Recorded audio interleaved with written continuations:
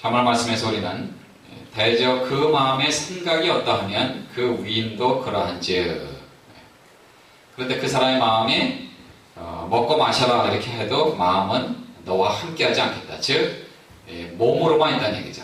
생각은 다른 데 있다는 얘기입니다. 다시 말해서 우리 마음속의 생각이나 의식 구조가 우리 삶의 모습을 결정한다는 그러한 말씀입니다. 길 없는 여행, 로드 트래블을 지은 스카르팩은 원죄를 생각의 게으름이라고 이렇게 얘기했습니다. 생각의 게으름. 생각이 게을러서 하나님이 아담을 통해서 그 선악을 알게 하는 나무의 실과를 먹지 말라 했는데 그것이 정말 그러한가? 라고 의심만 했지 한 번 더 생각하고 정말 하나님이 이렇게 말씀하셨는가? 한 번 더 생각하고 또 생각하고 또 생각했을 때 하나님의 뜻을 발견하지 않겠는가 하는 그런 얘기를 했습니다.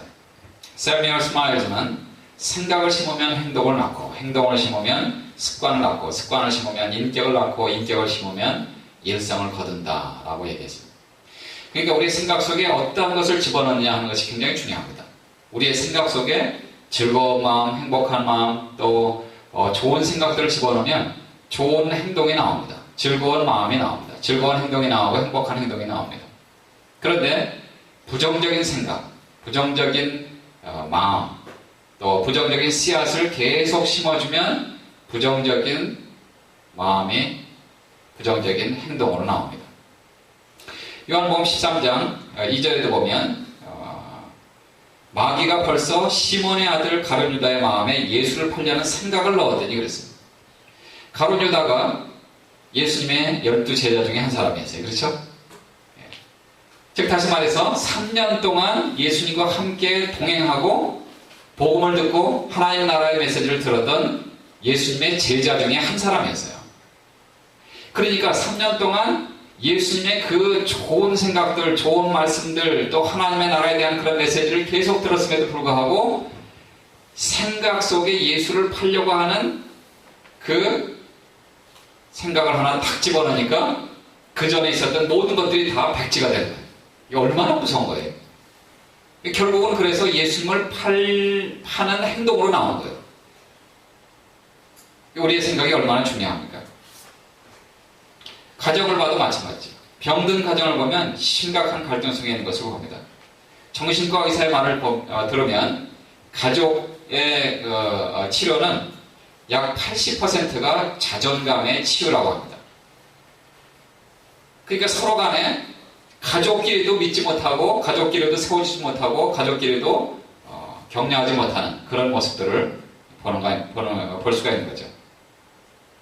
다시 말해서 이 가족들이 치유를 받는 것, 그것은 가족 한 사람 한 사람이 자아상을 회복하고 그리고 자존감을 높여줄 때 그들은 치료가 되고 서로를 존경하고 세워주고 아껴주는 그런 가정이 됩니다.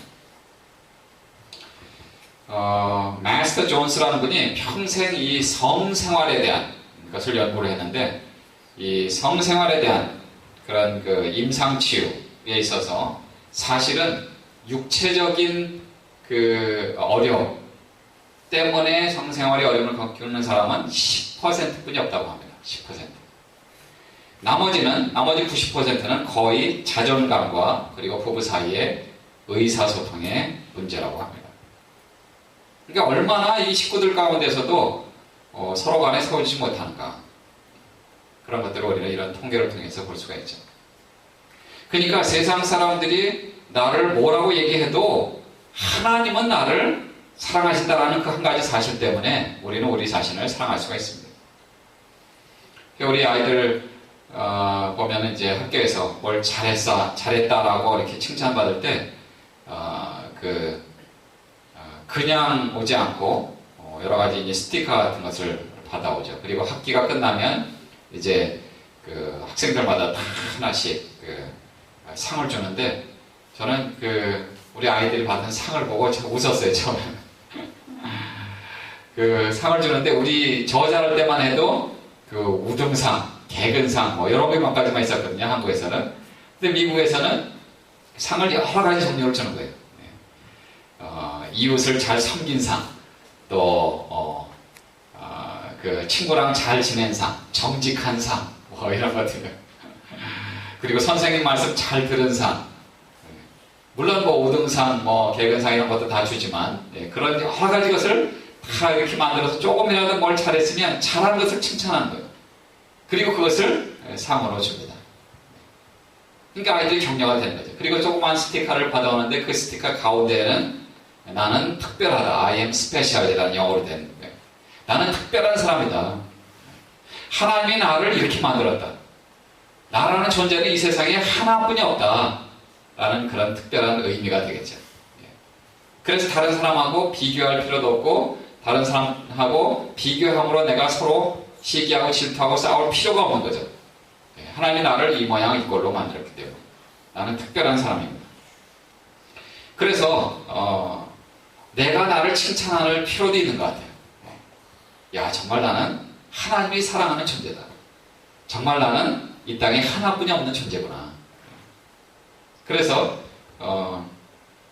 내가 나를 칭찬하고 내가 나를 높여주는 나는 정말 잘났어, 잘생겼어, 예뻐 이런 얘기들 내가 나를 칭찬하는 것도 필요합니다. 세상에서 제일 예쁜 여자를 한자로 줄이면 뭔지 아십니까? 세상에서 제일 예쁜 여자 그거는 너입니다. 너. 세상에서 제일 예쁜 여자를 두 글자로 줄이면 또 너. 세상에서 제일 예쁜 여자를 세 글자로 줄이면 역시 너. 네 글자로 줄이면 그래도 너. 다섯 글자로 줄이면 다시 봐도 너. 여섯 글자로 줄이면 아무리 봐도 너. 일곱 글자로 줄이면 뭐니 뭐니 해도 너. 여덟 글자로 줄이면 이 말을 듣고 있는 너. 왜냐하면 하나님이 나를 이 모양인 걸로 창조하셨기 때문에 우리가 하나님 앞에서 자존감을 높일 필요가 있습니다. 그렇다면 행복한 삶을 위해서 가져야 될 자아상은 무엇입니까?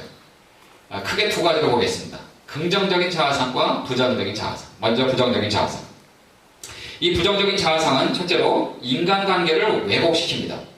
부정적인 자아상이나 병적인 열등감을 갖고 있으면 모든 인간관계가 정상일 수가 없습니다. 그래서 이런 부정적인 자아상을 갖고 있는 사람은 친구나 가족이나 주변의 모든 사람들 다 경쟁상대로 생각해요. 경쟁상대로. 그래서 동료로 생각하는 것이 아니라 적으로 생각하고 상대의 태도가 조금만 바뀌면 상처를 입습니다. 그리고 피해의식을 갖습니다. 이런 특징을 가지는 사람들은 비판한다든지 혹은 무시한다든지 반항한다든지 도피한다든지 그래서 가정에서는 식구들과 충돌하고 직장에서는 버스와 충돌하고 교회에서는 영적 지도자들과 충돌을 합니다. 그런 사람들은 그런 모습들이 매일의 삶 가운데서 드러나는 것을 볼 수가 있죠. 두 번째는 삶의 순수한 동기를 잃어버립니다. 부정적인 자아상을 가진 사람은 인생을 살아가면서 다른 사람들이 어떻게 나를 생각할까 거기에만 초점을 맞춥니다. 하나님이 나에게 어떤 삶을 원하실까 하는 그런 소명의식은 전혀 없어요. 저 사람이 나를 어떻게 생각할까? 엄마 아빠가 나를 어떻게 생각할까? 내 친구가 나를 어떻게 생각할까? 거기에만 초점을 맞추다 보니까 늘 다른 사람들의 눈치를 보고 위에 계신 하나님의 뜻은 전혀 아랑곳하지 않은 그런 삶을 살고 있습니다. 다시 말해서 소명에 맞춘 생활이 아니라 사람들에게 아첨하고 아부하고 직장에서는 진급을 위해서 수단 방법을 가리지 않고 아부하는 그런 모습들을 볼 수가 있습니다. 세 번째는 육체적으로 그리고 정신적으로 질병을 초래해야 합니다. 부정적인 자아상 혹은 병적인 열등감을 가지고 있는 사람들은 반드시 비교의식을 갖고 있어요. 비교의식. 다른 사람은 나를 비교합니다. 비교의식이 더해지면 질투합니다. 시기합니다. 그리고 증오심을 갖습니다. 그래서 다른 사람이 나보다 조금만 더 잘 되면 배가 아픈 거예요. 우리 속담에 뭐가 있어요? 사촌이 땅을 사면 배가 아픈 거예요. 사촌이 땅을 사면 축하해줘야죠. 격려해줘야죠. 그걸 통해서 또 더 많은 일을 하십시오. 이렇게 격려를 해줘야죠. 내가 배가 아파요. 비교하기 때문에 그렇죠. 그 사람은 잘 되는데 나는 잘 못합니다. 그리고 외모를 비교합니다. 그래서 한국에서는 이 성형을 하잖아요. 다른 사람보다 내가 조금 못하다고 생각합니다. 코가 좀 더 작다고 생각합니다. 코가 좀 더 높다고 생각하고 낮다고 생각하니까 코 수술해서 거기다가 뭘 집어넣습니다. 코를 오똑하게 만들고, 눈이 째졌다고 생각하니까 그걸 다시 찢어서 이렇게. 그래서 옛날에 그 눈이 이렇게 생긴 사람이 이렇게 생긴 사람을 만나면 아이들이 똑같이 예쁜 눈을 가지겠다라고 생각하고, 그런 사람을 드디어 찾아서 결혼했는데 애들이 나와보니까 위아래를 짝짝이 가요. 물론 누가 만들어낸 농담이지만 그런 데만 초점을 두는 거죠. 그래서 천국에 가니까 우리 한국 사람들만 줄 서 있다고 그러네요. 한국 사람들.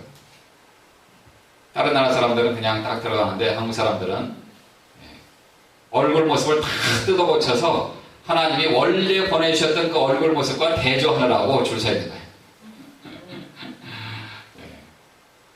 그런 모습들을 봅니다. 또 다른 사람과의 능력을 비교합니다. 그리고 부모를 비교하고 환경을 비교합니다. 그래서 내 부모는 왜 가난하게 태어나서 나를 이렇게 이 모양 이 꼴로 이렇게 하는가? 왜 나는 돈이 없는가? 왜 우리 부모는 돈이 없는가? 그런 거예요. 계속해서 다른 사람들을 비교합니다. 그리고 환경을 비교합니다. 이러한 것들이 지나치면 육체적인 질병이 생길 수가 있습니다. 그래서 맥밀란 박사는 이러한 비교의식 때문에 생길 수 있는 질병을 열거했는데 한번 들어보세요. 고혈압, 독성, 갑상선증, 두통, 관절염, 졸도, 심장질환, 위궤양, 신경통, 생리통, 정신분열, 신경정신증, 편집증, 과대망상. 이런 것들이 다 남들과 비교해서 그것이 지나치기 때문에 생기는 그러한 질병이라고 합니다. 물론 그렇다고 해서 이러한 현상이 있는 사람들로 하여금 이러한 현상을 갖고 있는 사람들이 반드시 부정적인 자아성을 가지고 있다고 역으로 생각하면 안 되죠. 그럴 수 있습니다. 네 번째는 참된 신앙생활을 방해합니다. 왜 이런 부정적인 자아성을 갖고 있는 사람들은 왜 하나님 나에게 하필이면 이러한 일을 허락하셨을까? 이것이 밑바닥에 깔려 있어요. 그러니까 하나님을 원망하고 사람들을 원망하고 그리고 자신을 믿지 못하는 거예요. 하나님이 내게 주신 그러한 좋은 능력들, 그런 것들도 하나님 앞에서 쓰임받지 못하고 사람들 앞에서 능력을 보이지 못하는 것이죠. 그런 불행한 삶을 살고 있습니다. 부정적인 생각은 부정적인 결과를 낳습니다. 그렇기 때문에 긍정적인 생각과 즐거운 마음으로 우리가 하루를 시작해야만 합니다. 그래서 우리는 아침에 일어나자마자 하나님 앞에 기도해야 됩니다. 아침에 일어나자마자 하나님의 말씀을 묵상해야 됩니다. 하나님 나에게 오늘 무슨 말씀을 주실 것인가? 오늘 내가 인생을 살아가는 데 있어서, 인생의 하루길을 걷는 데 있어서 하나님 나에게 주시는 메시지가 무엇인가? 좋은 생각, 하나님의 말씀, 좋은 씨앗으로 하루를 시작을 해야만 될 것입니다. 하나님 우리에게 뇌세포를 주셨는데 140억 개 이상 있다고 그래요. 근데 사람에 따라서 하루에 10만 개 내지 20만 개가 죽는다고 합니다. 그게 뭐예요? 우리가 얘기하는 망각입니다. 점점 잃어버리고. 그래서 어떤 이 언어라든지 언어도 마찬가지죠. 무엇을 보고 들었을 때 한 3일 지나면 한 60% 정도만 기억한대요. 보고 듣고 말하면 조금 더 기억을 한다고 합니다. 그게 망각이 점점 지워지는 것입니다. 홍콩의 어느 문신 가게에서 패배하기 위해서 태어나다, born to lose라고 된 그런 문신의 글자를 봤습니다. 노만 피어 목사님이 그 주인에게 저것을 새기는 사람이 있습니까? 하고 물어보니까 그 주인이 가끔 있습니다. 이렇게 얘기합니다. 실패하기 위해서, 패배하기 위해서 태어나다, born to lose. 그런데 이 주인이 뭐라고 얘기하냐면 그런 사람들은 몸에 문신을 새기기 전에 이미 생각에 그 문신이 새겨져 있지요 라고 말했습니다. 생각 속에 나는 패배자야, 나는 실패한 사람이야, 그리고 앞으로도 실패할 것이야, 이런 생각들이 계속 들어가는 거예요. 부정적인 자아상이죠. 병적인 열등감입니다. 그러나 여러분 아놀드 파머 아시죠? 스포츠계에서도 주앙을 받았고 그리고 사업을 통해서도 성공한 사람이죠. 그 아놀드 파머의 사무실은 다음과 같은 글이 걸려있다고 합니다. 만약 당신이 패배했다고 생각하면 당신은 패배한 것이다. 만약 당신이 과감히 패배하지 않았다고 생각하면 당신은 패배한 것이 아니다. 만약 당신이 우승하기를 원하면서도 우승할 수 없으리라고 생각하면 10중8구 당신은 우승하지 못할 것이다. 인생의 전쟁은 강한 사람이나 빠른 사람에게 항상 승리를 안겨주지 않는다. 조만간 승리하게 되는 사람은 자기가 할 수 있다고 생각하는 사람이다. 내 주변의 사람들을 한번 보시기 바랍니다. 나를 격려하는 사람인가? 나에게 좋은 생각들을 주는 사람들인가? 아니면 나에게 부정적인 말과 부정적인 생각들을 계속 주는 사람인가? 어떤 사람들은 그냥 만나기만 하면은 목사님, 이 집사님 얘기 들었어요? 김 집사님 얘기 들었어요? 좋은 얘기는 하나도 안 하고 부정적인 얘기, 안 된 얘기, 그런 생각들을, 그런 말들을 계속 들어보세요. 내 마음은 어떻겠습니까? 마음이 상하죠. 마음이 상하. 대저 그 마음의 생각이 어떠하면 그 위인도 그러한지. 마음의 생각이 계속 그렇게 부정적인 것만 들어오면 부정적인 행동이 나올 수밖에 없어요. 그럴 수밖에 없는 것이죠. 우리 교회도 마찬가지고 직장도 마찬가지고 가정도 마찬가지고 가정에서도 남편과 아내와 부모 자녀 간에 서로 격려하는 이야기. 아이들이 우리는 이제 저희는 어렸을 때 80점 받아오면 그것뿐이 못 받았냐고 좀 더 잘하라고 이렇게 얘기하죠. 요즘에 그 부모님들은 요즘 부모님들은 생각도 많이 바뀌었어요. 우리 자랄 때는 성적이 최고라고 했지만 이제는 하나님의 허락하신 은사와 탤런트를 잘 개발해 주는 것, 그게 최고예요. 그래서 80점 받아서 야, 너무 잘했다, 너무 잘했어. 다음에 조금만 더 잘하렴. 똑같은 얘기잖아요, 그렇죠? 똑같은 얘기인데 그것뿐이 못했냐 하는 거하고 정말 잘했어. 근데 다음에 조금만 더 잘하면 좋겠다. 똑같은 얘기. 그렇게 달리 표현하면 아이는 격려를 받습니다. 더 열심히 하려고 합니다. 일리노이주에 벨레벨이라는 지역이 있는데 웨스트 벨레벨 고등학교 학생 4명이 1979년도에 고결한 시민상의 수상자가 됐습니다. 근데 이 4명은 초등학교 때부터 11명의 그 그룹이 있었는데 그 11명은 초등학교 때부터 그 그룹에서 서로 같이 공부하고 서로 격려해주고 아이들인데도 야, 우리는 부정적인 생각, 부정적인 말을 하지 말자. 서로 격려하고 도와주고 축제 같은 것도 빌려주고 아이디어도 주고 혹시 몸이 아파서 학교에 못 가면 그 다음날 노트 필기 한 거 좀 빌려주고 뭐 이렇게 서로 간에 도와준 거예요. 그런데 고결한 시민상 그 지역에서 그 대상에 11명이 다 올라갔어요. 다 올라갔는데 그 중에 4명이나 상을 받은 거예요. 그 얼마나 놀라운 결과입니까? 주변에 서로 간에 세워주고 기도해주고 격려해주고 이렇게 했을 때 고결한 시민상, 사회가 알아주는 그러한 놀라운 학생들이 된 것이죠. 승자와 사귀면 승자의 승리의 비결을 배울 수가 있습니다. 잠언 27장 17절에도 철이 철을 날카롭게 하는 것 같이 친구가 친구의 얼굴을 빛나게 한다고 했습니다. 그런데 이러한 부정적인 자아상은 치료가 될 수 있습니다. 어떻게? 긍정적인 자아상으로 바꾸면서 치료가 될 수가 있습니다. 이 긍정적인 자아상을 저는 한 걸음 더 나아가서 성경적인 자아상이라고 이렇게 표현을 해보겠습니다.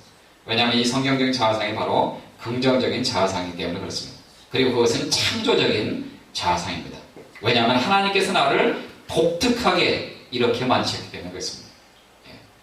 저처럼 이렇게 잘생긴 미남을 어디 가서 또 보겠습니까? 세대를 통해서 나는 나야. 에베소서 2장 10절에 보시면 우리는 그리에 만드신 바라 그랬어요. 우리는 그에 만드신 바라. 우리의 오른쪽 귀와 왼쪽 귀가 똑같지가 않아요. 우리의 코도 다른 사람 코와 비교할 때 내 코처럼 똑같이 생긴 사람이 없어요. 눈도 마찬가지예요.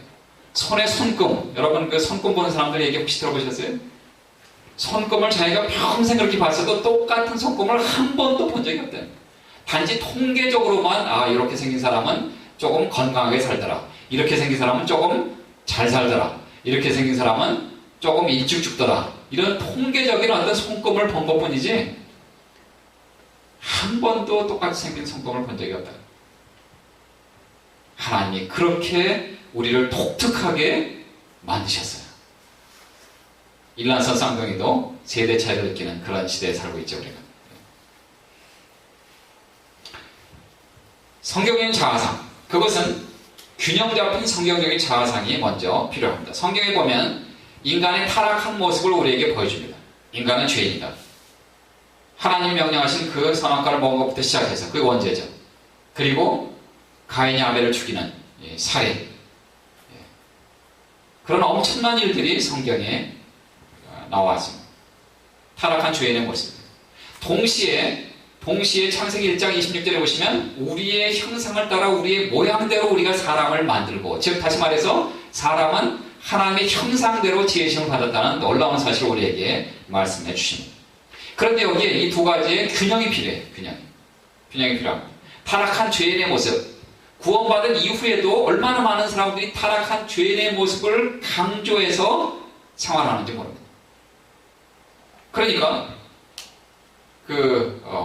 대표 기도하는 그 집사님이나 이런 분들이 나와서 기도할 때, 혹은 뭐 장로교 같은 경우는 장로님들이 나와서 기도할 때도 이 벌레만도 못한 제가 하나님 앞에 나왔습니다. 그걸 너무나 강조합니다. 기도할 때마다 그렇게. 물론 그렇죠. 우리가 하나님 앞에서 정말 하나님 보실 때는 굉장히 아무것도 아닌 존재죠. 벌레만도 못한 우리죠. 그러나 예수 그리스도의 십자가의 사랑으로 우리를 구원해 주셨고 하나님의 자녀로 다시 받아주셨어요. 그렇죠? 그래서 우리는 이제 하나님의 자녀예요. 그리스도의 십자가의 사랑으로 말미암아 우리는 더 이상 죄인이 아닙니다. 그런데 그것을 너무 강조하면서 벌레만도 못한, 그렇게 하다 보니까 내가 내 자신이 점점 주눅들고 하나님이 창조하신 창조의 그 신비, 또 내게 주신 은사와 탤런트, 이것이 죽어버리고 잠겨버리는 그런 결과를 낳게 되는 것이죠. 반대로 그런 내 그 연약한 모습을 그냥 완전히 없애버리고 내가 하나님의 형상을 따라 지음을 받은 것이다. 그래서 우월감이라든지 혹은 자기 우상화에 빠지는 그런 사람들이 있습니다. 즉 다시 말해서 하나님의 형상대로 지음을 받은 나는 하나님처럼 살 수 있다, 이런. 그래서 그 이단이라든지 혹은 이단의 그런 사람들이 그런 거예요. 특별히 하나님께서 그들에게 어떤 그 능력을 주셨을 때 그 사람들이 병에서 나았고 막 쓰러지고 이런 사람들, 그런 사람들 보면 하나님 앞에 영광을 돌려야 되는데 자기가 그 영광을 가로채는 거예요. 그 더 이상 하나님 앞에 영광을 돌리지 않는 거예요. 이단이 되어버립니다. 그리고 하나님 주신 이 말씀도 올바로 해석하지 않고 자기 생각대로, 자기 경험대로, 자기 지혜대로 해석하고 그렇게 얘기하는 사람들이 많습니다. 그러나 창세기 1장 24절 25절에 보시면 생물을 그 종류대로, 육축과 기는 것과 땅의 짐승을 그 종류대로 내라, 하나님 그렇게 축복하셨죠. 이게 무슨 말이에요? 사자는 사자 모양대로, 호랑이는 호랑이 모양대로, 말은 말처럼, 고양이는 고양이처럼 그렇게 지으셨다는 거예요. 그런데 하나님이 인간을 만드실 때, 사람을 만드실 때 어떻게 만드셨어요? 하나님의 형상대로 하나님의 성품을 우리에게 주셨다는 거예요. 다시 말해서 우리는 사자처럼 살지만 않은 거예요. 개처럼 살지 말라는 거예요. 하나님의 형상대로 우리를 만드셨어요. 그것이 얼마나 중요한 축복입니까?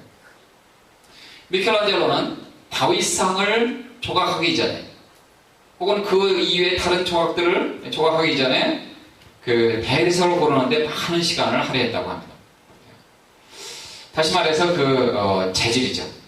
그 재질을 보는 데서 이 재질로 하면 정말 좋은 작품이 나올 것이다. 화강암, 이런 것들을 다 보면서 어떤 것이 가장 좋은 재질이 될 것인가. 어떤 돌은 결을 따라서 하면 너무 잘 깨지고, 그래서 이건 안 되겠다, 이런 것들. 대리석을 고르는데, 재질을 고르는데, 재료를 고르는데 시간을 많이 투자했다고. 그래서 나온 작품이 예수상, 뭐 이런 상도 나오고, 마리아가 예수님을 안고 있는 그런 것도 나오고, 오늘날까지 그게 보존되어 있잖아요.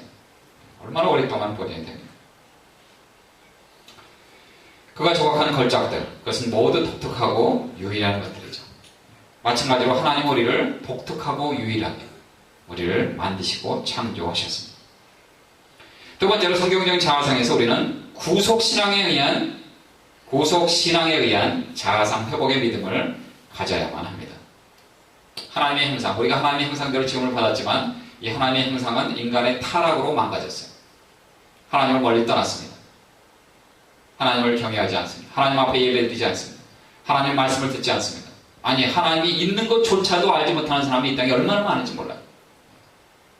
그러나 예수 그리스도의 오심, 그리고 그분의 구속의 사역을 통해서 우리는 하나님의 형상을 회복했어요.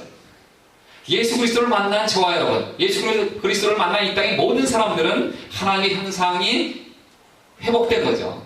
우리가 하나님의 형상대로 지음을 받았다는 놀라운 사실을 우리는 발견하고, 그리고 주님 안에 돌아왔습니다. 그리고 하나님의 자녀가 되었습니다.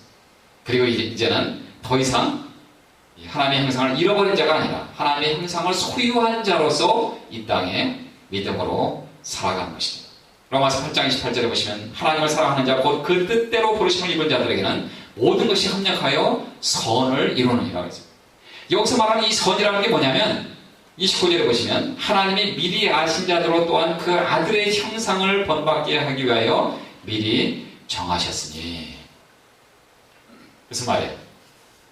선을 행하는 이것은 바로 아들의 형상, 예수 그리스도의 형상을 본받기 위해서 우리에게 선을 행하라. 다시 말해서 우리가 다른 사람들을 구제하고 선을 행하는 그거 이전에 가장 먼저 해야 되는 것이 예수 그리스도를 만나는 겁니다. 그래서 그분의 형상을 되찾는 거예요. 그것이 바로 선을 행하는 것입니다.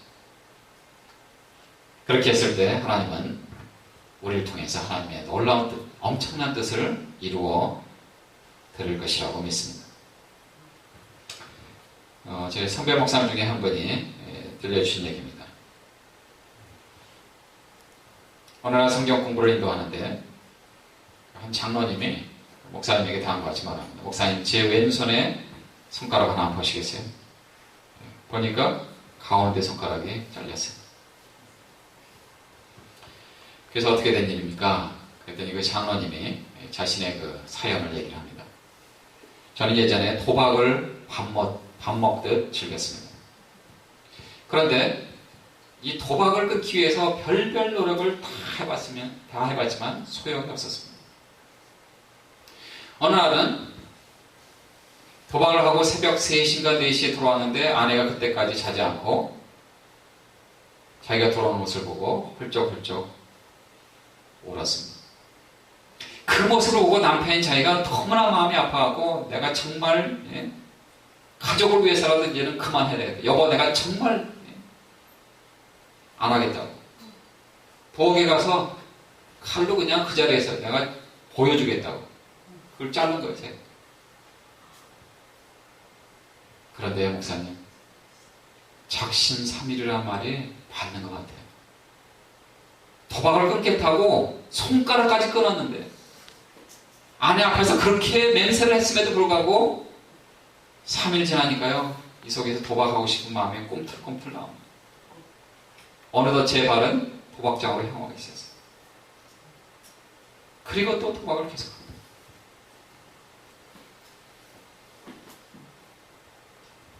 조금 쉬었다가 그 장모님이 얘기합니다.